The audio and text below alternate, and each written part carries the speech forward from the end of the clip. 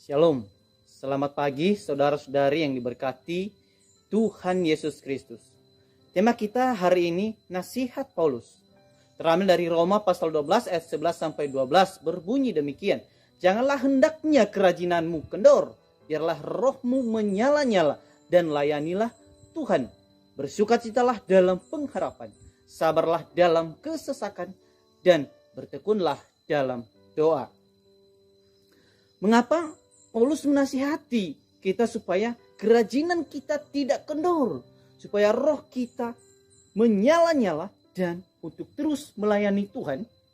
Paulus pasti punya alasan untuk mengatakan ini, supaya kita yang melayani Tuhan tidak mudah patah semangat dalam melayani dan tetap kokoh dalam prosesnya.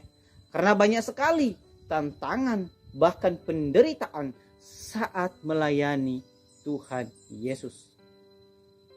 Mungkin kebanyakan kita saat ini kurang senang jika diberi nasihat oleh orang lain karena merasa sudah tahu. Tapi saudara-saudari, yang harus kita ketahui bahwa sebenarnya kita sangat bersyukur karena ada orang yang dipakai Tuhan untuk mengingatkan atau menasihati kita untuk lebih baik.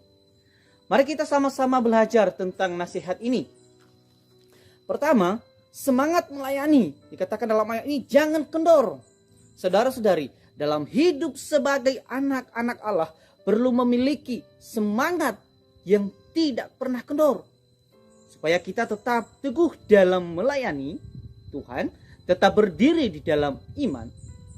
Paulus dengan tegas memperingati kita dan bahkan melarang kita supaya janganlah patah semangat. Paulus ingin sekali kita memiliki kerajinan di dalam melayani. Adanya ketekunan dan kesungguhan di dalam diri kita. Ini semua berhubungan dengan tindakan baik yang dilakukan selama ini. Mengapa? Supaya kita tidak lesu, malas, dan mundur dalam melayani Dia.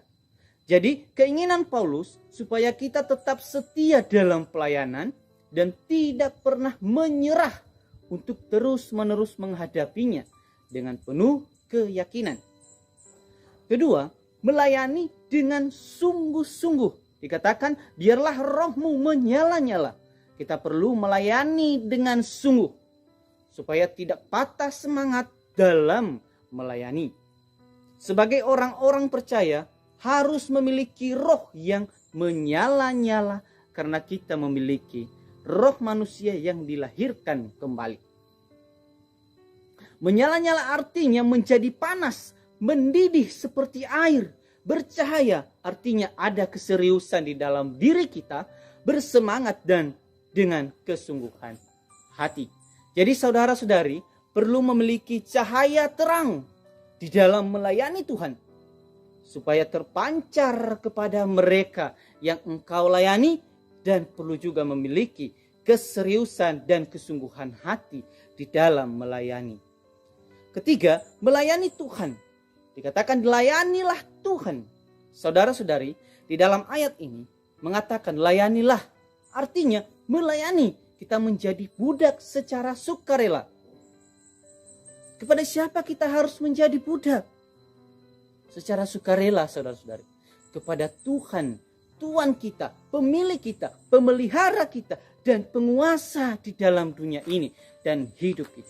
Maka kerjakan apa yang menjadi tugas kita sebagai budak Tuhan yang membawa kedamaian.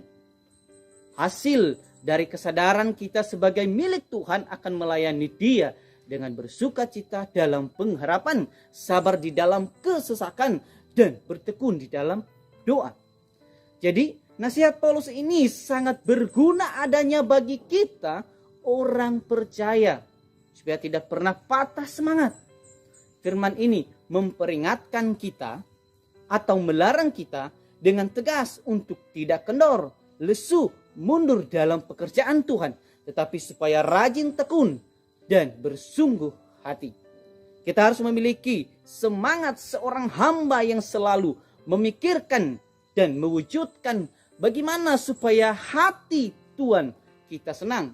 Semangat yang tidak menuntut upah dari Tuhan. tetapi melayani karena tanggung jawab dan kasihnya kepada tuannya.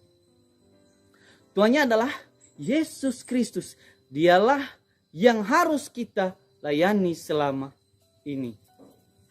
Inilah nasihat Paulus supaya kita melayani Yesus Kristus selamanya di dalam hidup ini. Amin.